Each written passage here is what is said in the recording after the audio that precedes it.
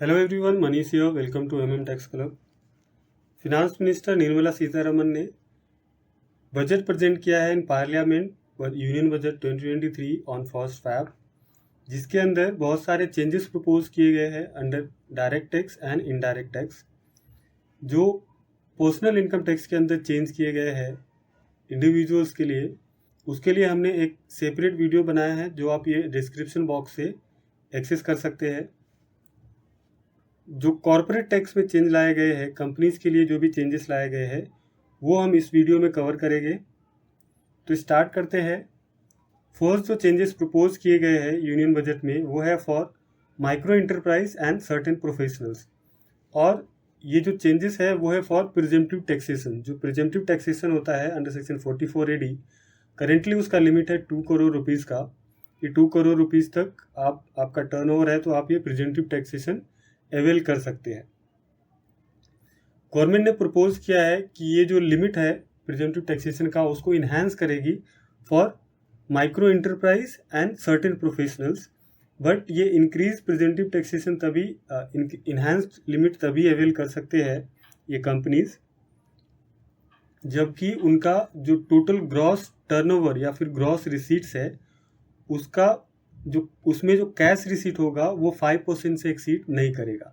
5% के अंदर cash receipt होता है उनके टोटल टर्नओवर या टर्नओवर का, तो वो केसेस में ये जो इन्हांस लिमिट है फॉर प्रिजेम्पटिव टैक्सेशन वो अवेल कर सकते हैं। दूसरा है deduction for expenditure incurred on payment made to MSME. MSME को जो पेमेंट करते हैं उसमें उसके डिडक्शन, उसके एक्सपेंडिचर का डिडक्शन तभी अलाउ होगा जब वो पेमेंट एक्चुअली करेंगे एमएसएमई को on timely manner to support the MSMEs. Second है new cooperatives that commence manufacturing activity till 31 March 2023 to get the benefit of lower tax rate of 15%। Earlier जो new manufacturing company है, जो presently new manufacturing company होती है, उनको ही ये reduced tax rate applicable होता है। पर गवर्नमेंट ने प्रपोज किया है, फिनांस मिनिस्टर ने बजट में प्रपोज किया है कि जो न्यू कोऑपरेटिव्स होंगे, कोऑपरेटिव उन अगर वो मैन्युफैक्चरिंग एक्टिविटी स्टार्ट करते हैं टिल 31 मार्च 2024, तो वो केस में उनको जो लोअर टैक्स रेट है 15% का, उसके लिए वो एलिजिबल रहेंगे। तो करेंटली ये सिर्फ न्यू मैन्युफैक्चरिंग कंपनीज के लिए होता था। अभी फ्रॉम फिनेंशियल ईयर 23-24 जो न्यू कोऑपरेटिव है, कोऑपरेटिव रजिस्टर्ड होगी टिल 31 मार्च 2024, उनके लिए भी ये रिड्यूस टैक्स रेट एप्लीकेबल होगी। Opportunity provided to the sugar cooperatives to claim the payment made to the sugarcane farmer for the period to assessment year 16-17 as expenditure।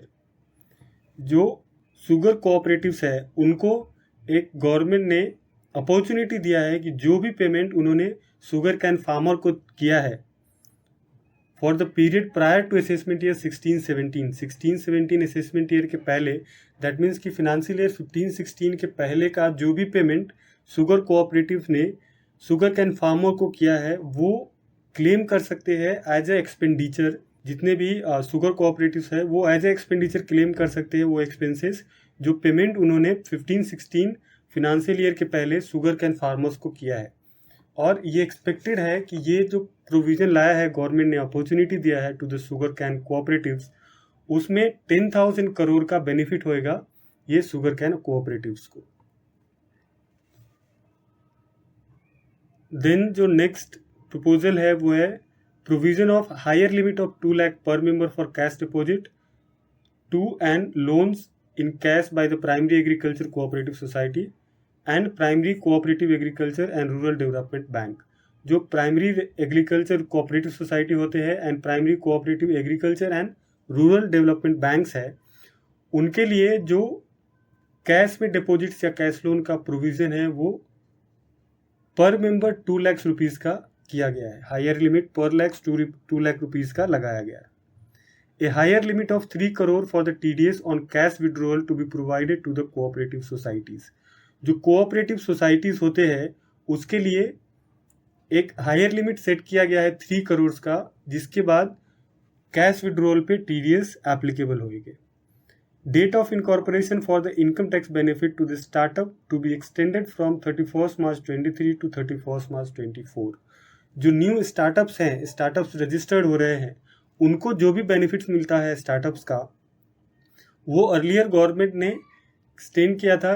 Government ने जो time limit रखा था कि जो स्टार्टअप्स 31 मार्च 2023 तक registered होंगे उनको स्टार्टअप्स के बेनिफिट मिलेंगे। बट ये बजट में गवर्नमेंट ने प्रपोज किया है कि जो स्टार्टअप्स 31 मार्च 2024 तक रजिस्टर होंगे, इनकॉर्पोरेट होंगे, उनको भी जो स्टार्टअप्स के सारे बेनिफिट्स हैं वो मिलेंगे। Proposal to provide the benefit of carry forward losses on change of share holding of startups from 7 years to 10 years. जो कैरी फॉरवर्ड लॉसेस होते हैं, कैरी फॉरवर्ड लॉस होता है, उसका प्रोविज़न है कि 7 ईयर्स तक आप कैरी फॉरवर्ड लॉसेस, जो आपका कैरी फॉरवर्ड लॉसेस है उसको कैरी कर सकते हैं, उसका बेनिफिट क्लेम कर सकते हैं अप टू 7 ईयर्स। बट ये बजट में गवर्नमेंट ने प्रपोज किया है कि जो स्टार्टअप्स है, स्टार्टअप्स के जो कैरी फॉरवर्ड लॉसेस होंगे on changing share holding pattern change होता है स्टार्टअप्स का, और वो केसेस में उनका कैरी फॉरवर्ड लॉसेस है, तो वो लॉसेस 7 ईयर्स की जगह वो 10 ईयर्स तक अवेल कर सकते हैं, वो सेट ऑफ कर सकते हैं losses, carry forward losses. Deduction from the capital gain on investment in the residential house under section 54 and 54F to be capped at 10 crore for the better targeting tax concession and exemptions. जो capital gain का deduction मिलता है for reinvestment of residential house under section 54 and 54F, उसमें एक capping लगाया गया है 10 करोड़ का। दैट मीन्स कि जो भी डिडक्शन आप क्लेम करेंगे कैपिटल गेन का, वो 10 करोड़ से ज़्यादा नहीं होना चाहिए। अप टू 10 करोड़ आप डिडक्शन क्लेम कर सकते हैं under section 54 and 54F। Proposal to limit income tax exemption from the proceeds of insurance policy with high value. Government ने जो इंश्योरेंस पॉलिसीज़ का प्रोसीड्स होता है, इंश्योरेंस पॉलिसी के जो पैसे आते हैं, उसके ऊपर भी एक कैपिंग लगाया है। जो हायर प्रीमियम अमाउंट के पॉलिसी रहेंगे उसके विड्रॉल पे टैक्स होएगा। बट जो एग्जम्पशंस दिए गए हैं वो है aggregate premium for the life insurance other than ULIP issued after 1 April 2023 is above 5 lakh. तो ये जो प्रपोज किए गए हैं वो एप्लीकेबल है फ्रॉम 1 अप्रैल 2023 एंड उनके लिए टैक्स एप्लीकेबल होगा for proceeds of insurance policies. जो इंश्योरेंस रिडम्पशन पे जो टैक्स लगेगी उसका प्रोविज़न है ये कि अगर उनका प्रीमियम 5 लाख रुपीज़ से ज़्यादा का आता है साल का, तो वो केसेस में उनको टैक्स लगेंगे। अदरवाइज अगर insurance premium up to 5 lakh rupees है तो वो केसेस में टैक्स नहीं होएगा और वो एग्जाम्प्ट होएगा under income tax. Income of authorities board commission setup by the statute of union or the state for the purpose of housing development of cities, town, villages, and the regulating and developing an activity or matter proposed to be exempted from income tax. Income कोई भी authority है, either government authority है, state government की authority है या फिर central government की authority है, जो हाउसिंग सिटी का, टाउन का, विलेजेस के डेवलपमेंट के लिए, इंफ्रास्ट्रक्चर के लिए काम करेगी, तो उनका कोई भी इनकम होगा वो एग्जाम्प्ट होएगा अंडर इनकम टैक्स। देन जो प्रपोजल है वो है for TDS on online gaming. Presently online gaming पे 10,000 का एक सीलिंग है कि 10,000 से ऊपर होएगा तो ही टैक्स टीडीएस एप्लीकेबल होता है। बट जो मिनिमम थ्रेशोल्ड 10,000 का था उसको गवर्नमेंट ने अभी प्रपोज किया है कि रिमूव कर देंगे और जो भी सारे के सारे प्रोसीड्स होंगे ऑनलाइन गेमिंग से उसके ऊपर टीडीएस लगाएंगे। हालांकि अभी प्रपोजल में बोला गया है कि इसके ऊपर टैक्सेबिलिटी क्या आएगी वो क्लैरिफाई करेगी गवर्नमेंट बाद में। बट करेंटली ये प्रपोज किया गया है कि जो थ्रेशोल्ड लिमिट है प्रेजेंटली 10,000 का, वो 10,000 का थ्रेशोल्ड लिमिट गवर्नमेंट रिमूव कर रही है और जो भी उसके प्रोसीड्स होंगे उसके ऊपर टीडीएस लगाए जाएंगे। जो नेट अमाउंट ऑनलाइन गेमिंग से जो नेट विनिंग अमाउंट होता है उस पर टीडीएस टैक्स लगेगा और वो टैक्स या तो विड्रॉल के टाइम लगेंगे या फिर end of the financial year में उसके ऊपर टैक्स लगेंगे। बट इसके ऊपर डिटेल टैक्सेबिलिटी गवर्नमेंट बाद में बताएगी। Conversion of gold into electronic gold receipt and the vice versa not to be treated as capital gain. जो गोल्ड होते हैं, आप फिजिकल गोल्ड को इलेक्ट्रॉनिक गोल्ड में कन्वर्ट करते हैं या फिर इलेक्ट्रॉनिक गोल्ड रिसीट को फिजिकल गोल्ड में कन्वर्ट करते हैं, तो वो केसेस में आपको कोई भी कैपिटल गेन नहीं आता है। TDS to be reduced from 30% to 20% on taxable portion of EPF withdrawal in case of non-PAN cases। Presently अगर EPF आप विड्रॉ करते हैं और आपका पैन नहीं है, तो वो केस में आपको अगर TDS एप्लीकेबल होता है ऑन EPF विड्रॉल, तो वो केसेस में आपको 30% का TDS लगता है। गवर्नमेंट ने प्रपोज किया है कि ये जो 30% का TDS रेट है उसको रिड्यूस करके 20% का TDS रेट कर देंगे in non pan cases. Pan है तो अगर आपका TDS एप्लीकेबल है, TDS आपका लग रहा है तो कटेगा, नहीं लग रहा है तो फिर नहीं कटेगा। Income from market link debenture to be taxed. जो मार्केट लिंक डिवेंचर होते हैं, जो लिस्टेड डिवेंचर्स होते हैं, उसके ऊपर इनकम टैक्स एप्लीकेबल होगा। Deployment of about 100 joint commissioner for disposal of small appeals in order to reduce pendency of appeal at commissioner level।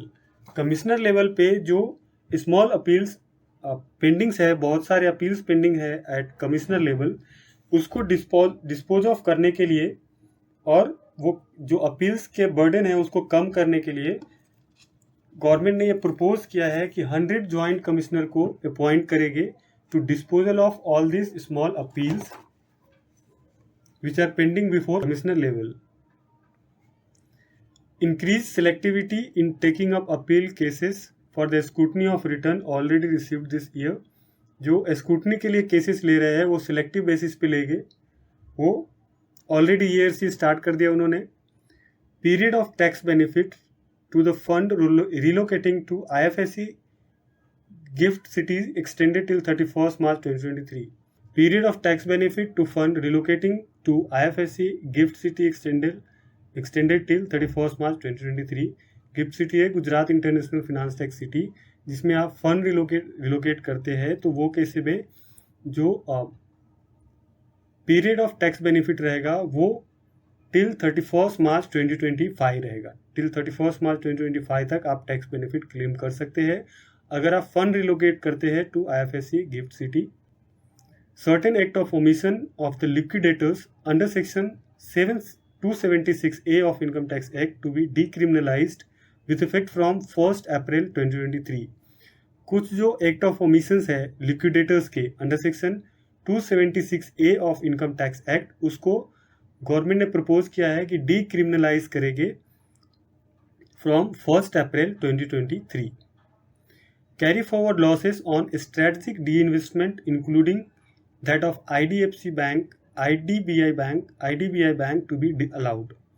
जो कैरी फॉरवर्ड लॉस होएंगे ऑन स्ट्रेटेजिक डी इन्वेस्टमेंट, उसमें जो carry forward losses है वो allow होएगा और ये IDBI bank को भी अलाउ है। Agniveer fund to be provided EEE status. The payment received from the Agniveer Corpus Fund by the Agniveer enrolled in Agnipath Scheme 2022 proposed to be exempted from taxes। Deduction in the computation of total income is proposed to be allowed to the Agniveer on contribution made by him or the central government on his Seva Nidhi account। Agniveer fund जो navy postal के लिए Agniveer corpus fund है, वो fund से जो पैसे आएंगे उसको वो फंड को EEE स्टेटस प्रोवाइड किया गया है। EEE स्टेटस का मतलब होता है एग्जाम्प्ट।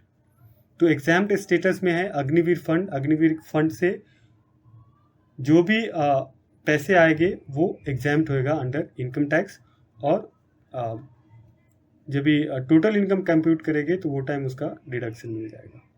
तो ये सारे चेंजेस थे कंपनीज के लिए अंडर डायरेक्ट टैक्स जो कि प्रपोज किए गए हैं in union budget 2023 on 1st Feb 2023। ये सारे प्रोविजंस एप्लीकेबल होंगे फ्रॉम 1 अप्रैल 2023 और जो नोटिफाई करना है वो गवर्नमेंट नोटिफाई करेगी और एज पर नोटिफिकेशन ये सारे चेंजेस एप्लीकेबल होंगे। जो पर्सनल टैक्स है, पर्सनल टैक्स के जो चेंजेस प्रपोज किए गए उसका सेपरेट वीडियो है, आप डिस्क्रिप्शन बॉक्स से देख सकते हैं। और जो इनडायरेक्ट टैक्स के अंदर चेंजेस लाए गए हैं वो हम एक सेपरेट वीडियो में कवर करेंगे, वहाँ से आप वो वीडियो एक्सेस कर सकते हैं। तो वीडियो इन्फॉर्मेटिव लगा तो please subscribe my channel. So thanks for your time.